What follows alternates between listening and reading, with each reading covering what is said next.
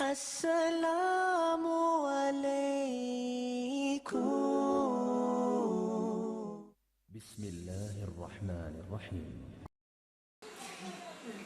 Uvaženi muftija, cijenjeni džematlije, drage sestre, uvažene braćo, stvarno je velika čast za mene što sam ovdje s vama. Jel se čuje, jel ovaj mikrofon upalje? Jeste. Po prvi put sam ovdje u vašem džematu i zaista sam uzbuđena što sam ovdje s vama, pogotovo što sam pozvana povodom 12. Rebiju Levela, povodom rođendana Allahovog miljenika Muhameda alejhi.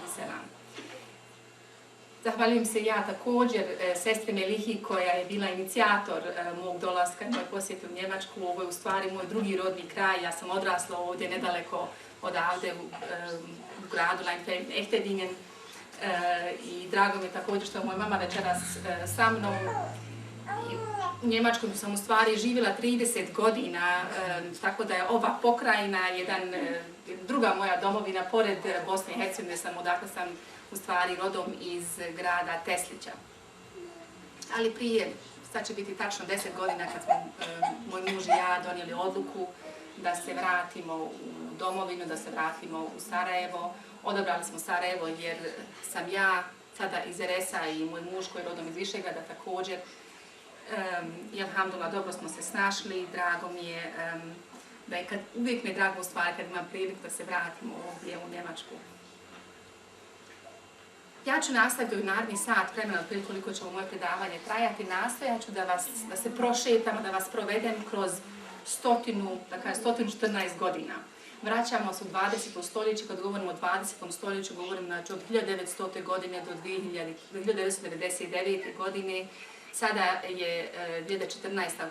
godina u kojoj se bilježi također i 100-godišnjica od početka Prvog svjetskog rata,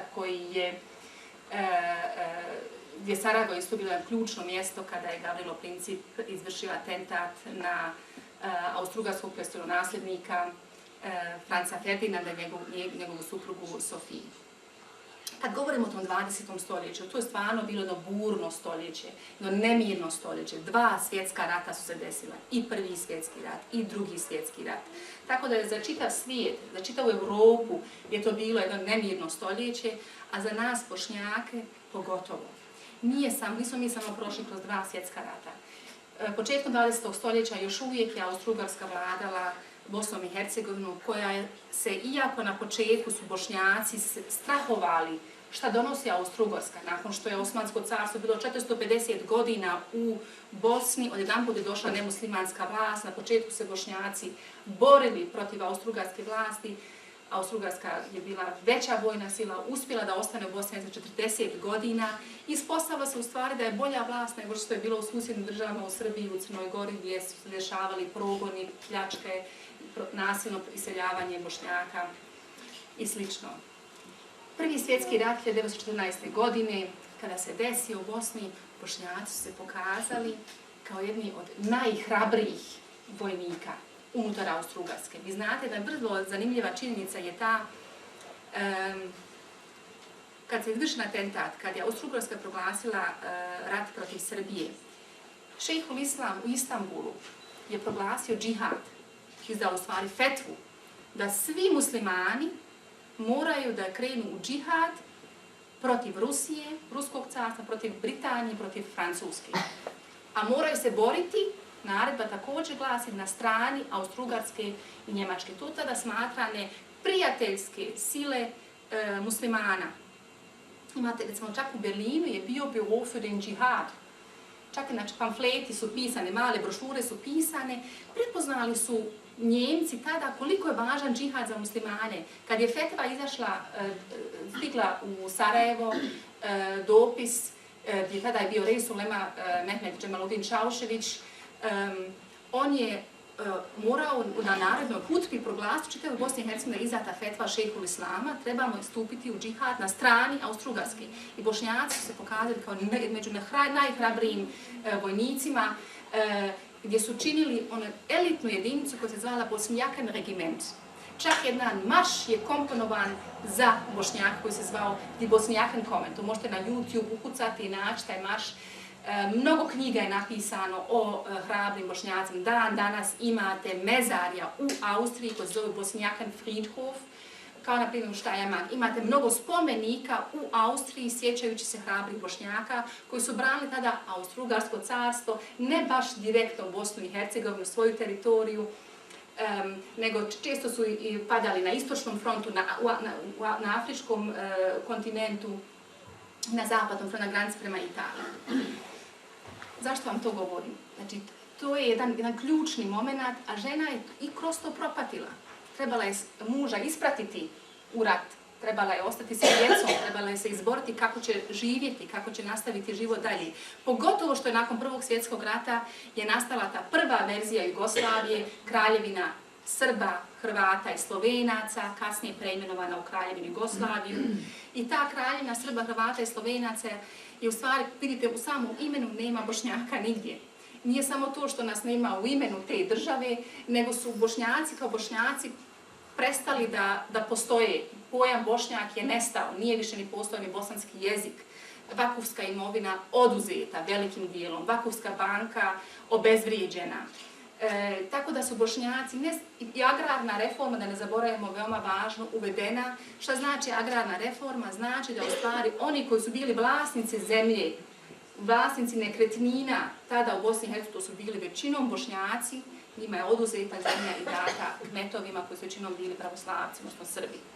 Tako da su Bošnjaci sa tom Jugoslavijom, inače sa tom čitavom idejom Jugoslavije, koja je u stvari ideja velike Srbije. To je samo pod drugim imenom, su svedeni ne samo kao jedna vjerska zajednica, vjerska manjina, nego su također u velikom dijelu osiromašeni. Zaista su postali siromašni kroz te silne promjene i sa idejom Jugoslavije. Nastaje situacija između dva svjetska rata, Drugi svjetski rat, izloženi iznova, muslimani, Bošnjaci su bili rastrgani između četnika, između partizana, između Handžar divizije koja je bila jedna SS elitna također divizija unutar NDH, odnosno na strani Njemačke. Završava se Drugi svjetski rat, stvara se treća verzija Jugoslavije, Socijalistička federativna republika Jugoslavija, iznova su Bošnjaci kao manjina ne pod svojim imenom, ali eto barem su imali i opet Bosnu i Hercegovinu kao teritorijalnu cijelinu koja im je iznova vraćena i data. I sada znate, kad to pogledate dalje, raspad Jugoslavije, ekonomska kriza 80-ih godina, porast nacionalističkih pokreta, rat se dešava u susjednoj, pomalo su u Sloveniji, pa u većem dijelu u Hrvatskoj, a kulminira, odnosno vrhunac doživljava u Bosni i Hercegovini, genocid, pljačke, svi mi koji smo ovdje u ovoj prostoriji smo bili svjedoci tih dešavanja 90-ih godina i sad se još uvijek nalazimo u toj, da kažem, postratnoj tranziciji, još uvijek smo u jednoj neuređenoj državi, dosta toga ima, dosta manjkavosti ima danas, nažalost. I sada kad vidite sve to što se dešavalo u ovim kratkim crtama u 20. vijeku, pitanje je kako se žena snalazila u tim vremenima, kako je ona reagovala, šta je ona pisala, šta je o njoj pisano, šta je diskutovano među našom ulemom i šta je ona poduzimala. To je to putovanje kroz što ću vas sada voditi ovih narednih 10-ak ovih slajdova. Općenito imamo situaciju, kad govorimo općenito o poziciji žene početkom 20. stoljeća, imamo tu situaciju da u muslimanskim zemljama općenito jedan period borbe da se muslimanka vrati u obrazovne institucije. Tada je ona bila na margini, većinom nije čak ni bilo doslovno da ima osnovno obrazovanje, znači da učestvuje u osnovnoj školi, nego se svelo većinom na mektepsku nastavu. Borila se za pravo na obrazovanje, ulazak u obrazovne institucije i čak da bude angažovana na njima. A kada pogledamo unazad, kad pogledamo prvu generaciju muslimana, kad pogledamo vrijeme poslanika Muhameda, alejhiselam, vidimo da je u stvari pozicija žena bila je sasvim drugačija nego što je bilo što smo zatekli u 20. stoljeću. Znači, imamo također u 20. stoljeću jednu iskrivljenu sliku islama. Iako, kad čitate izvornu literaturu, upravo kako je muftija to rekao, kad čitate izvornu literaturu, kad čitate Kur'an i hadis, kad pratite povijest islama, pogotovo prva generacija muslimana, vidite da je žena jednako stvorena od iste suštinske osnove, znači jednako vrijedna kao i muškarac. Islam je ženi dao pravo na život, i to ne samo pravo na život, pravo na obrazovanje, na vlasništvo, na nasljedstvo, na biranje supružnika, na uređenje bračnog i porodičnog života, dao je pravo na slobodu mišljenja i na učestvovanje u donošenju odluka. Iako, također iskrivljena slika islama, iako u prvoj zajednici muslimana žene su bile angažirane u javnom i privatnom životu. Bile su prisutne u džematima, u džamijama, u poslovima. Hatidža radijallahu anha je bila, po našem razumijevanju, direktorica jedne firme ili menadžerica, ako hoćete, ili CEO, Chief Executive Officer, znači ona je bila stvarno jedna napredna trgovkinja. Imate žene koje su učile Kur'an, podučavale Kur'an. Imate žena hadisi koji bilježe da je žena kaže ja sam čula kao s jezika Allahovog poslanika, kao naučila od njega lično kako je on govorio to i to. Znači direktno je bio Muhammed a.s. u susretu sa ženama i podučavao ih je islamu. Aisha radijallahu anha je bila vrsna prenositeljica hadisa. I imamo i Umu Seleme, Fatima radijallahu anha, Lejla i Šifa, koje su bile u medicini prisutne. Ali šta se dešavalo? Nažalost, društveno-političke okolnosti, nemiri u muslimanskoj zajednici, oko muslimanske zajednice i velikim dijelom danas imamo probleme da ljudi ne znaju razlučiti šta su u stvari običaji, a šta je u stvari suštinska poruka islama. Imamo, također je vremenom izraslo da u stvari obrazovanje postalo privilegija samo muškaraca. U mojoj porodici znam, ne u užem krugu, širem krugu znam dobro, rođaci moji su poslani u Sarajevo da studiraju, dok rodice su ostale u selu, nisu išli na studij, iako su imali odlične ocjene, ali jednostavno to je tako izraslo u našem narodu. I također imamo da islamsku tradiciju su interpretirali većinom jedini muškarci, koji su na taj način i definirali ulogu muslimanke u islamskom životu. Sad imate prvo udruženje, Osvitanje, koje je osnovano 1919. godine, a prije nego što krenemo da se bavimo ovim prvim udruženjem muslimanki u Bosni i Hercegovini, da vam pročitam jedan proglas. Jedan proglas koji je izdat 1913. godine, tačno godinu pred Prvi svjetski rat, proglas Ulema Medžlisa. To je jedan dokument koji smo mi pronašli kada smo upravo, jedna grupa nas istraživačica u Sarajevu, kad smo se sastali, kad smo odlučili da napravimo jednu bibliografiju, ja sam podnijela nekoliko primjeraka ovdje da podijelim kasnije, dala sam i mufti jedan primjerak za džematsku biblioteku. Sastali smo da vidimo šta je u stvari od 1900. godine pa do 2010. godine, šta je sve u Bosni i Hercegovini napisano o ženi. Da li u obliku knjige, da li u obliku članka u jednom časopisu. Šta su sve žene pisale, šta je sve pisano o ženama, ko je pisao, da li su to domaći autori, inostrani autori, koje su teme obrađene. I dok smo to istraživali, obilazili biblioteke po Sarajevu, arhive, pogotovo Gaziuzovegu biblioteku, koja je baš nedavno, stvari prije 2 dana u srijedu, imala svoje svečano otvorenje, to je baš bio jedan bombastičan, da kažem, doživljaj u Sarajevu gradu, jest da je bilo kišovito, ali je bilo vrhunsko organizovano sa velikim zvanicima koji se odazvali, jedan veliki doživljaj. Da taj proglas 1913. godine Ulema Medžlisa, znači uglednih alima unutar islamske zajednice. I oni kažu, ulemo i vajzi glavnog grada Sarajeva, odličnjaci, baš muhtari, mahalski imami i muhtari i vi ostali pobožni staleži stanovništva. Kaže, svi vidite i čujete, nažalost, od nekog vremena zavladala je u glavnom gradu među našim ženskinjem nečudored i pokvarenost. Iz dana u dan da pače se to umnožava i širi. Kaže, po čaršiji, po ulicama, po pazarima, šta više i po najživahnijim mjestima, skitaju se bez ikakve potrebe što nam zadaje velike brige. Zamislite, u to vrijeme da žena usudi se izaći vani na ulicu da samo ode u kupovinu. Pa nastavlja, kaže, svaki dan pojavljuju se u raznim novim gizdavim zarovima, te čudnovatom vanštinom, kretanjem i držanjem izazivaju nase pozornost čak i nemuslima.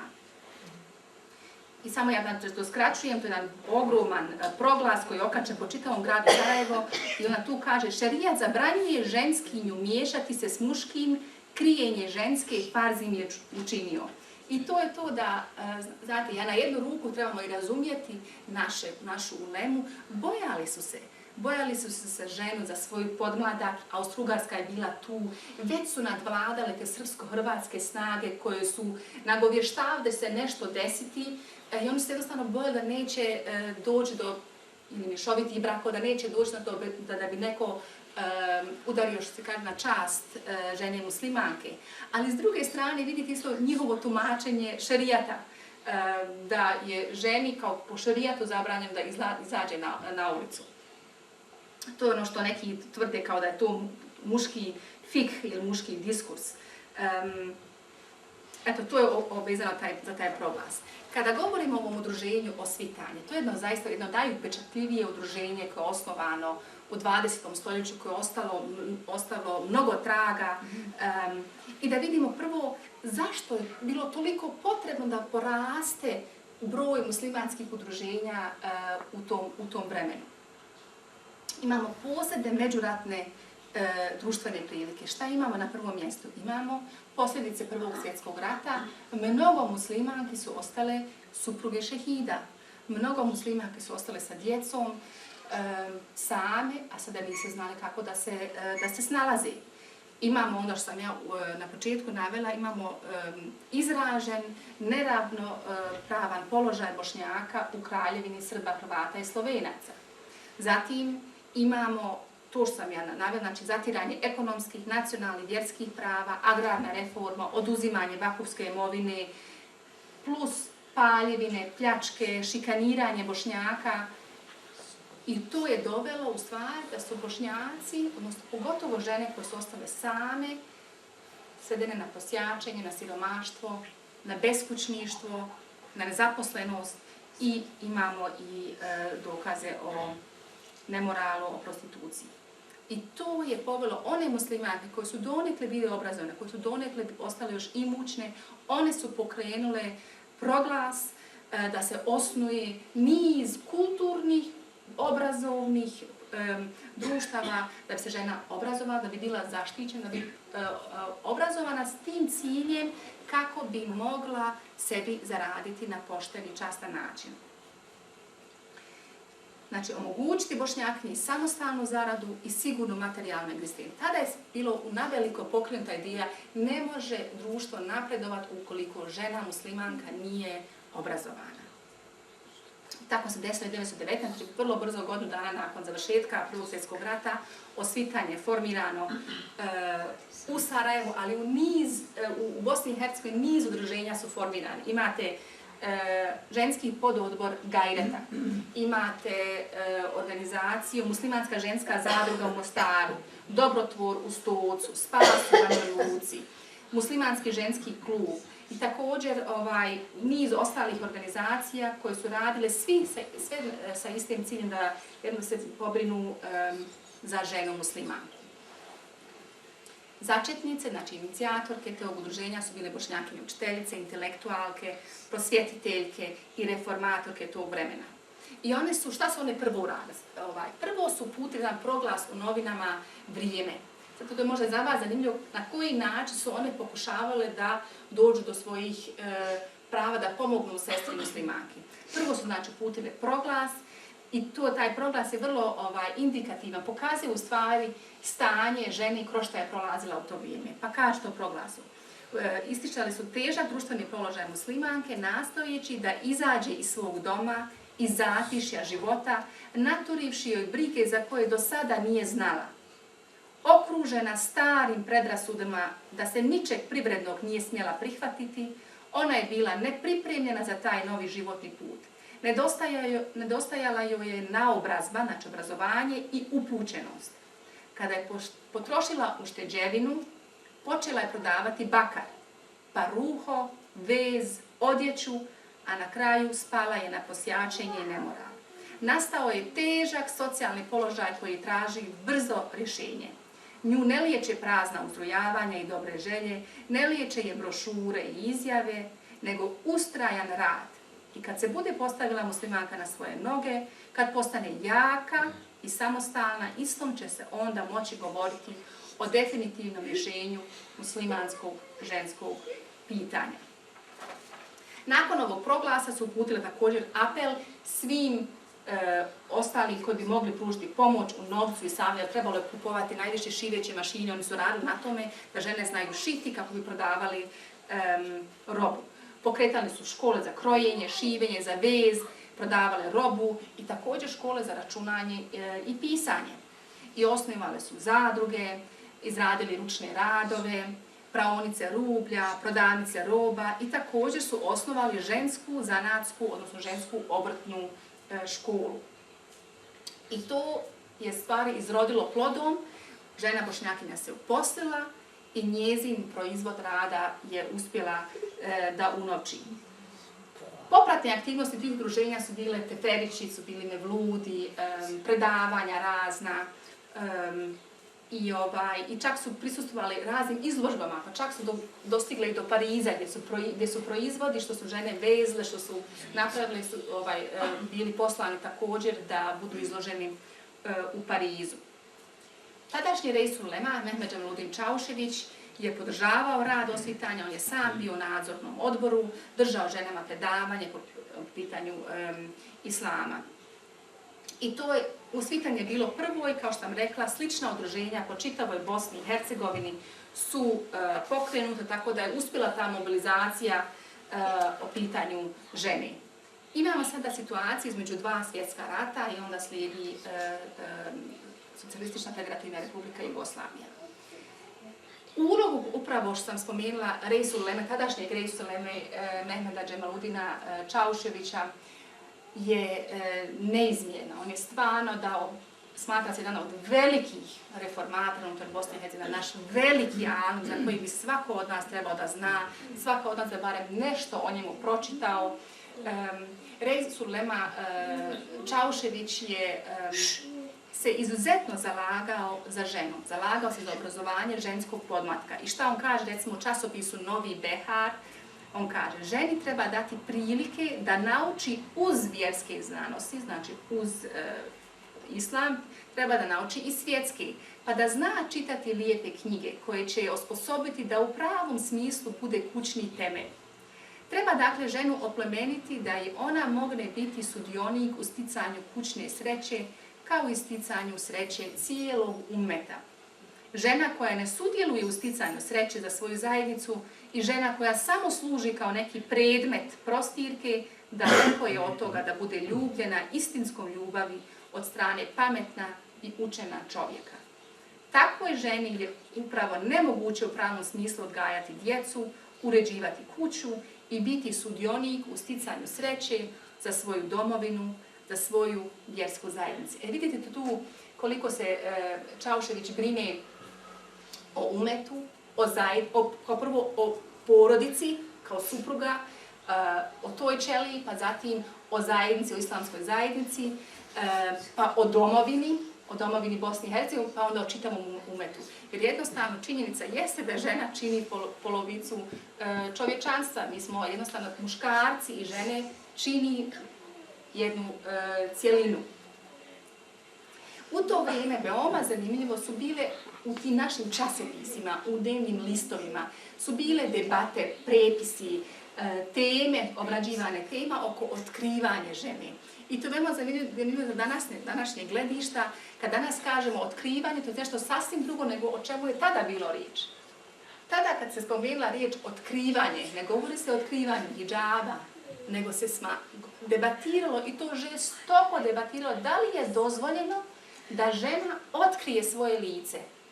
Da li ona može izaći na ulicu otkrivenog lica?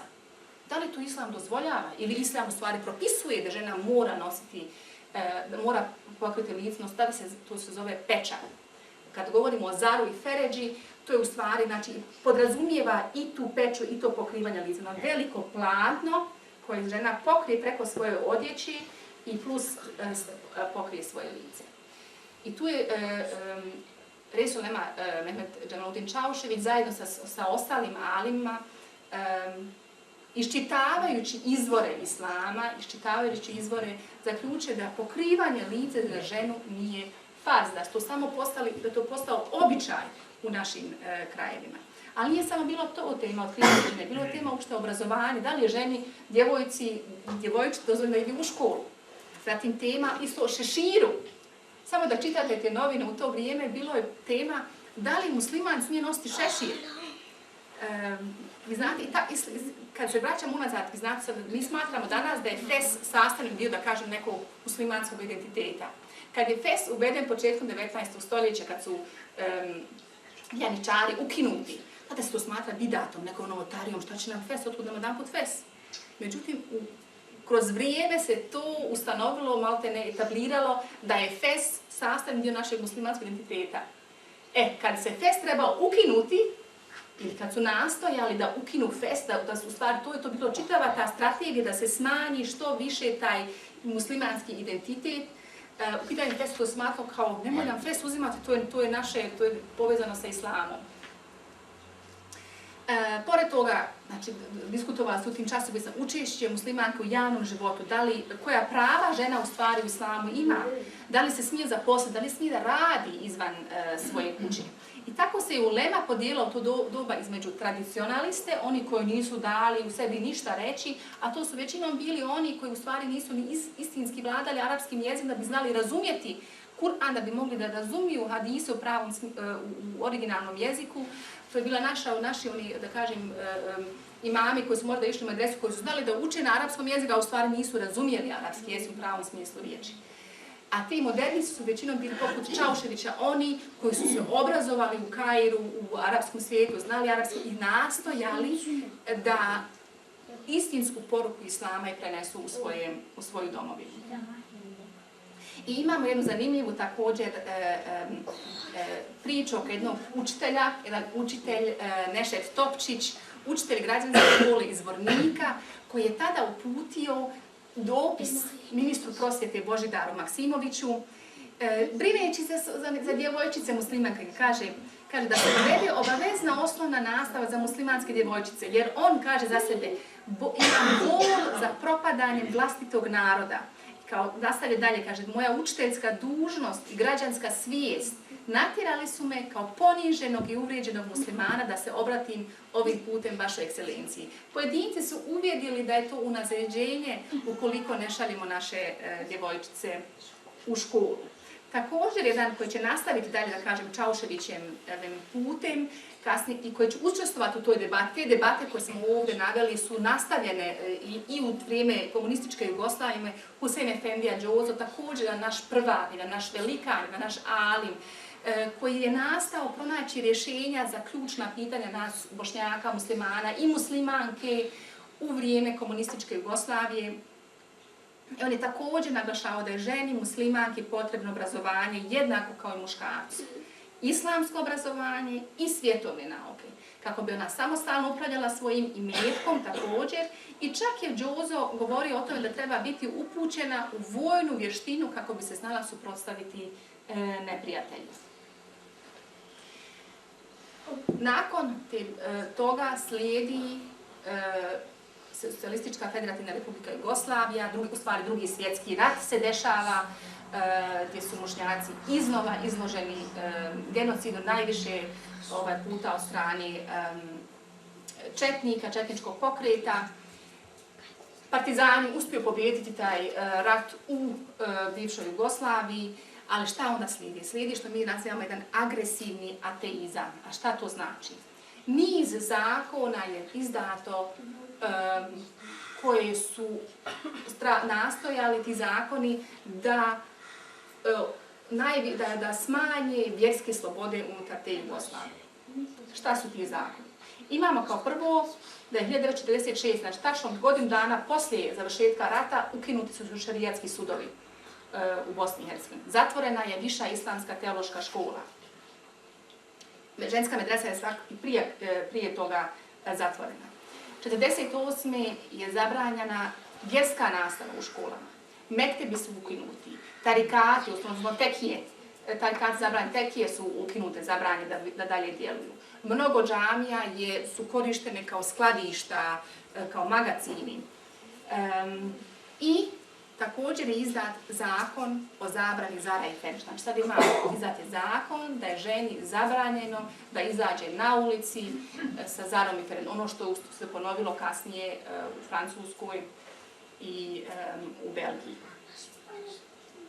To sada da mi kažete zakon, sada za naše gledišta to kao možda nije velika stvar, ali za te žene u to doba je to bio šok veliki, to je bila trauma. Bilo je žena koje nisu do kraja svog života više izlaze na ulice. Za njih je to bio sastavni dio njihovog identiteta. I samo da znate, jedini zakon koji je izašao u toku Jugoslavije, zakon koji je vezan za odjeću, je izdat vezano za muslimane. Znači nisu bili nikakvi drugi zakon napisani za pravoslavce ili za katolike koji žive u Bosni i Hercegovini, nego samo vezano za muslimane. Ja sam tu ponijela jedno svjedočenje, imamo jedno svjedočenje žene koja govori o tom zakonu o nošenju zara i feređe. I to je jedna Zuba. Imamo u Podgorici knjiga koja je izdata 2000. godine i ona je sakupljala izjave tih žena koje se sjećaju tog vremena kada je taj zakon stupio na snagu i Zuba priča. Pozvali su hodže i naredili im da nam kažu da skinemo. Govorili su nam da je to po zakonskom putu došlo i da mora da se poštuje. Bio je neki Ahmet milicajac iz Luga. On bi te žene nasred ulice skidao koju bi god zatekao sa feređom. Imalo je žena što nisu dugo godina izašle iz kuće, neke i nikad. Smajl Efendija Filibarić iz Luga, on nije šćeo da se potpiše da se skine pečat. Na njega su veliki zulum vršili. Dali su mu roka do sutradan. On uveče dovu činio i tu noć Teslim vidi, kao Teslim se učio. Umre uveče, a oni se čudili. Kako mi ga pozvali, a onda umre? No Allah mu ukabulio dovu. On je jedini asli bio hodža kako treba. Njegova žena poslije njegove smrti nije nikako izlazila i ona je kratko vrijeme živjela iza njega. Umrije odmah. Sebet him bi peča te umriješe. Allah im se smilovao. Imalo je mnogo žena koje nisu više nikad izlazile i umrle su, a nisu izašle. Iz straha se išlo za Tursku, strah, brate, strah i visoki porezi. Strahovalo se da se nešto još strašnije ne desi. Naroda je bilo strah, se bojilo šta će se još dešavati, pogotovo to kada govorimo o Sandžaku. Vi znate kad je Aleksandar Ranković bio ministar unutrašnjih poslova, tada se desio jedan veliki progon Bošnjaka, mnogo Bošnjaka seli iz Sandžaka prema Turskoj gdje su smatrali da su tamo, da im je tamo život zaštićeniji. To je samo jedan izvještaj jedne sestre koja se sjeća te traume, tog zakona o zabrani zara i feređe. Zatim imate još komunistički svjetonazor koji je nastupio i šta se tu žena nalazila? Žene su većinom u 4 zida u kući šutke nastojale da djecu podučavaju vjeri, samo da sačuvaju barem onaj minimum islamskog obrazovanja. Znači, velika odgovornost bila na ženi u to doba da očuva one osnove, pošto mektebi više nisu radili, niz tih zakona, nije se više, a tajna policija je bila izuzetno jaka i zastupljena, tako da je žena imala veliku odgovornost da podučava svoju djecu. Šta slijedi? Slijedi 90. godine, govorimo, prelazimo već u 21. stoljeću, 80. godina Tito umire, velika ekonomska kriza, ako se sjećate, ovi starije sestre među nama, kad smo mi morali iz Njemačke donositi našoj rodbini kahvu i prašak za veš. Znači, velika ekonomska kriza, inflacija ogromna, znate, ujutru podignete platu, već navečer maltene dobra dio tog novca je postao bezvrijedan.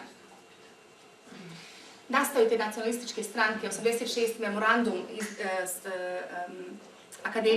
Srpska akademija nauke i umjetnosti izdaje memorandum u kojem opisuje kao navodno Srbi su u potpunosti ugroženi, treba se nešto poduzeti.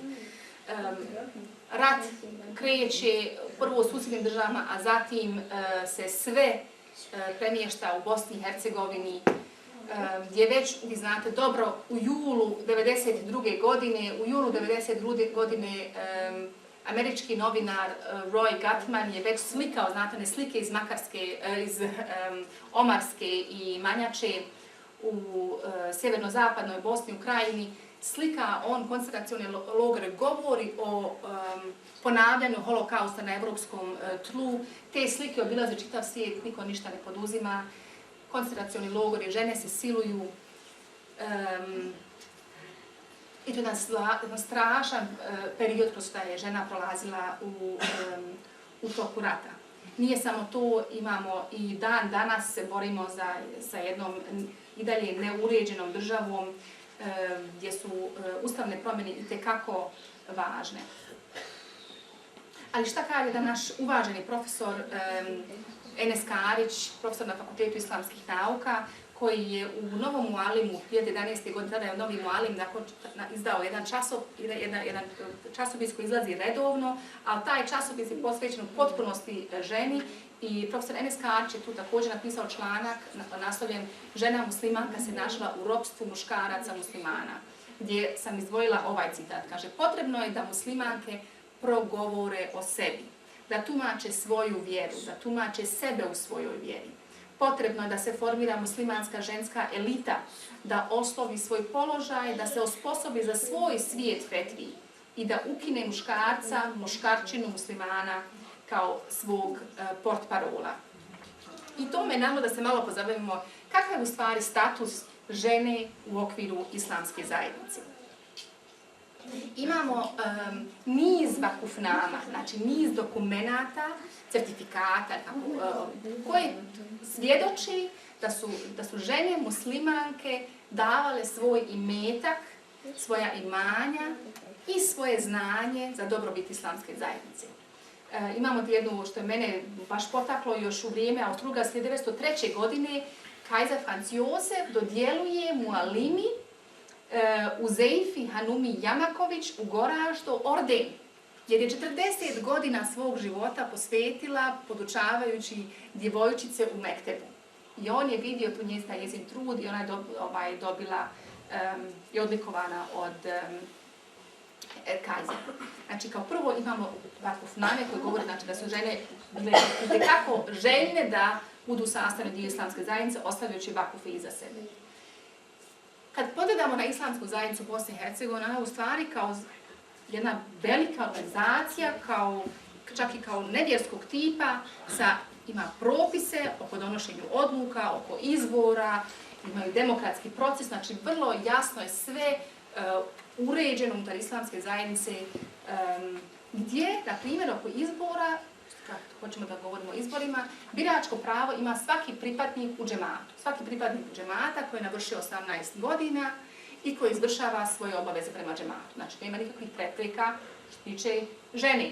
Imamo, ali, nažalost, i dalje imamo, rijetki su slučajevi da se u džematskom odboru nalazi žena, iako te prepreke ne postoje. Imamo također profesora doktora Enesa Ljevakovića, profesor na Fakultetu islamskih nauka, koji je istovremeno i fetva i emin. Ako čitate naše glasilo Preporod, ima uvijek jedna rubrika na jednoj stranici. Profesor Ljevaković daje odgovore na pitanja, ono što džematlije, odnosno što vjernici muslimani, što im nije jasno, pa im on pojasni sa svojim odgovorima. I on sam u jednom pitanju, kao što je to objavljeno na web stranici Rijaseta, rijase.ba, kaže da nema šerijatske smetnje da žena bude članica džematskog odbora, niti da bude predsjednica džematskog odbora. Također imamo Ustav islamske zajednice koji možete lako pristupiti preko web stranice Rijaseta, gdje kaže u članu 17, dužnost u islamskoj zajednici mogu se povjeravati osobama koji imaju odgovarajuće stručno znanje i koji su svojim islamskim ponašanjem stekli ugled u džematu u kojem žive i u sredini u kojoj djeluju. Ali žene često nisu upoznate s tim. Često ne znaju da u stvari imaju oni punu tu slobodu da budu sastavni dio džematskom odboru, da budu i da dadu svoj doprinos na taj način. Tako da smatramo da je uključivanje žene u džematske odbore polazna tačka za dalje napredovanje i uključivanje žena u rad i viših organa islamske zajednice. I trenutni Reis Ulema Husein Efendija Kavazović, trenutno se pripremaju se ustavne promjene u Ustavu islamske zajednice i on je odvojio jedan termin gdje je pozvao nekoliko predstavnica organizacija, ženskih organizacija u Bosni i Hercegovini da čuje mišljenje žene, da vidi šta ženu žulja, da kažem, šta smeta, koje interese imamo, koje potrebe imamo, gdje mi sebe vidimo. Da li u ovim ustavnim promjenama možemo i uključiti na neki način i ženske potrebe. I tu je sam Reis Ulema ustanovio i rekao da je veoma važno da žena krene od džemata, jer tu je ta ključna ćelija, početna ćelija, odskočna daska, da žena bude uključena u džematskom odboru i da bude aktivan član džemata.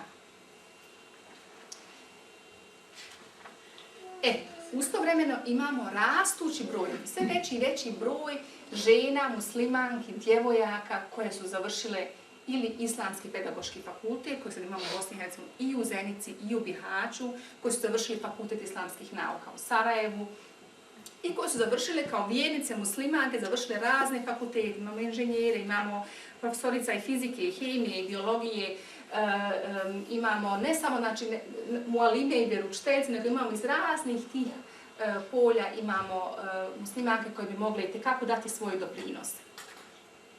Tako, iz toga, s obzirom da nisu toliko prisutne unutar struktura islamske zajednice, formirale se niz ženskih organizacija, kao na primjer Centar za edukaciju i istraživanje Nahla, koja je publikovala ovu knjigu koju sam ponijela sa sobom. Imate i drugih organizacija koje su nastojale, tako reći, da nadopune one praznine koje smo uočili unutar struktura islamske zajednice. Ali i onda imamo, to je citat kolegice Sehije Dedović, koja je direktorica Nahle. Nahla, inače, to vam savjetujem, jedna prelijepa kao prvo zgrada u Sarajevu na otoci, koja nudi prvenstveno ženi, ali i muškarcima da budu dio te organizacije. Nade se, recimo, ima dole u podrumu, imate i fitness salu, i frizerski salon, ali imate gore konferenc sale, učionci, da se podučavaju žene stranim jezicima. Imate besplatnu školu islama, besplatnu školu Kur'ana, učenje arapski jezik kroz Kur'an.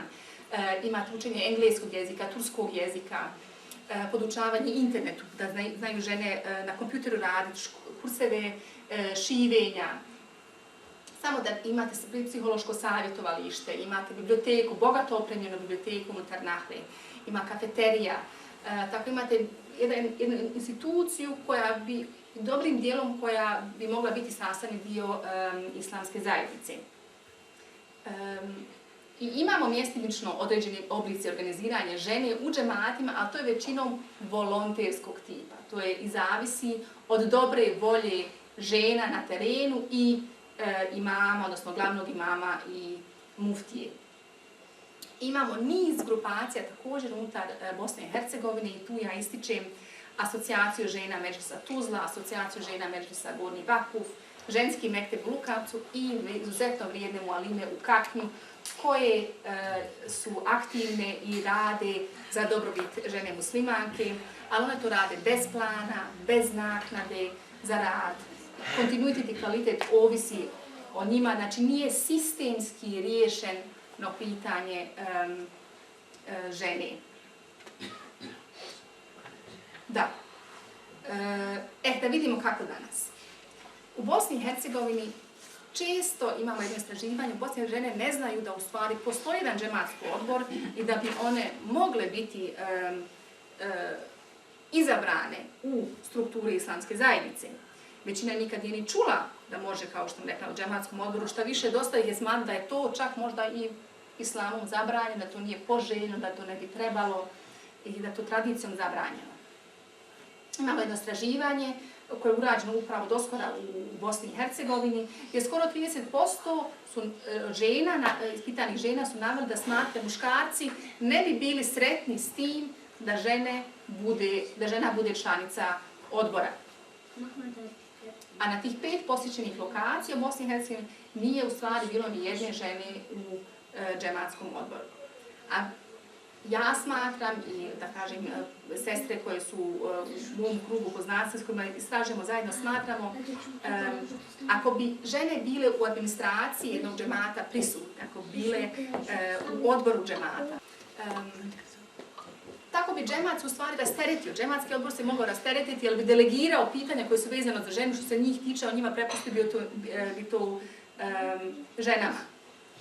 Jednostavno ne postoji senzibilitet, ne postoji sluh za ženske potrebe. Mi smatram da ne samo otvaranje islamske zajednice prema ženama, ne samo da je to neko žensko pitanje, nego ono bi nam omogućilo da bi se na svim nivoima uključi i ženska perspektiva i ženski problemi.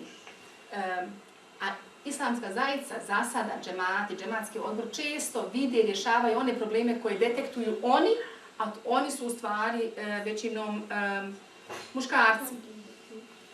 I s time jedan važan segment zajednice ostaje nedovoljno analiziran i nedovoljno riješen.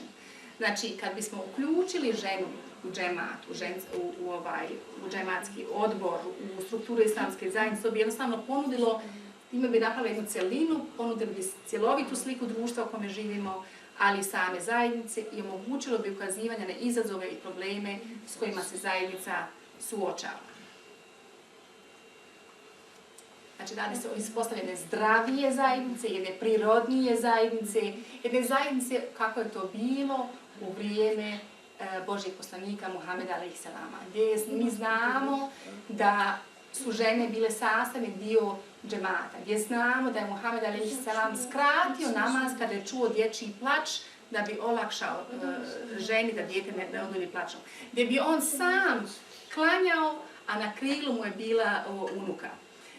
Gdje bi on ukazivao na to da se ne smije zabranjivati ženi dolazak na namaz, čak imamo predaje koje govore da su žene bile prisutne i na džumama, i na bajram namazima, gdje su čak žene bile i u itikafu. Međutim, iako smo sada malo, možda sam malo to sada negativno isticala, imamo pozitivne pomake sa novim Resulemom Huseinom Efendijem Kavazovićem. Imamo pozitivne promjene koje su desile već u prvoj godini njegovog mandata. Po prvi put od kako je islamska zajednica 1882. kako danas postoji, kako je osnovana, postavljena jedna žena na čelu jedne ustanove i to u Institutu za islamsku tradiciju Bošnjaka. Imamo također ženu na čelu odjeljenja za odnose sa javnošću, odnosno Public Relations Manager, znači PR menadžerica koja radi u Gasimusrbe biblioteci. Unutar JASET-a imamo jednu komisiju koja se bavi pitanjima ljudskih prava. Predsjednica te komisije je također žena. Imamo novi Mualim, ovaj časopis Ilmije, koji je sada glavna uradnica isto žena. Tako da imamo nove pomake, s obzirom da se radi o prvoj godini mandata, a mandat traje 7 godina. Nadam se da će i svakako uz naš trud kao žene, uz našu kvalitetnu ponudu, da mi želimo biti konstruktivni, a ne samo vršiti nekakvu kritiku, a hoćemo da dademo iskreno svoj doprinos islamskoj zajednici i islamu općenito. Nadam da će to biti još bolji prikaz za nekoliko godina. I time pristupamo već zaključcima i nekim preporukama. Znači, nastala sam vam za njihovih, da kažem, skoro sat vremena, da vam pokažem kako se Bošnjakinja kroz ove izazove u 20. stoljeću, kako se naučila da se nosi sa tim izazovima života i kako je izrasla u jednu jaku ličnost i u jednu obrazovanu ženu.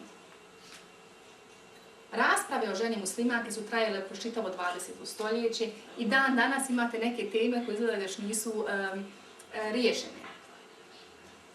Iako znamo da je islamska tradicija načelno, bez obzira na spol, razlikuje ljude samo po stepenu svijesti o Bogu, kroz povijest često imamo da je islam tumačen na muški način, kroz mušku perspektivu. Ali smatramo, onako kako su to naši alimi, kao što sam ja istakla najviše Reisa Čauševića i Huseina Efendije Džozo, su nam ukazali da trajni mir i napredak Bosne i Hercegovine neće se postići ukoliko žene nemaju iste šanse kao i muškarci. Imamo jednu situaciju, jednu nužnu situaciju da se pristupi na jedan inovativan način, na novi pristup, da se pronađe kako bi se riješilo mjesta i uloga žene u islamskoj zajednici, jer smatram da je ženski kapacitet ogroman, da je prirodno da ona bude sastavni dio islamske zajednice, sastavni dio džemata, a nažalost još uvijek nije dovoljno iskorišten. Smatram da je neophodno, glasno i transparentno otvarati zajednice prema ženama sa najvišeg nivoa pa do imama kao centralnog vjerskog službenika. I nije dovoljno reći ženi samo niko ti ne brani. Treba otvoriti vrata i pronaći način kako da se uključi i žena sa svojim potrebama. I što je važno istaći, znači ne govorim samo, to ne bih voljela da zaključimo ovu večer, da budem protumačena na neki negativan način kao neka feministkinja. Jednostavno smatram, gledajući unazad kako je prva zajednica uz poslanika Muhameda a.s. živjela, smatram da je zdravije, da je žena bude sastavni dio. Znači, ženska perspektiva u odborima i diskusijama je vrijedna i tek u kombinaciji sa muškom. Znači, trebamo sarađivati i muškarci i žene i to će tek omogućiti napredak, rast zajednice na način na koji će svima u njoj biti dobro i u kome će se čuti zahtjevi i problemi svih. A naša zajednica bi trebala stvoriti takav ambijent u kojem se Bošnjakinja sa svojom energijom, sa svojim kompetencijama može ponuditi, a mora osjećati poželjnom i korisnom.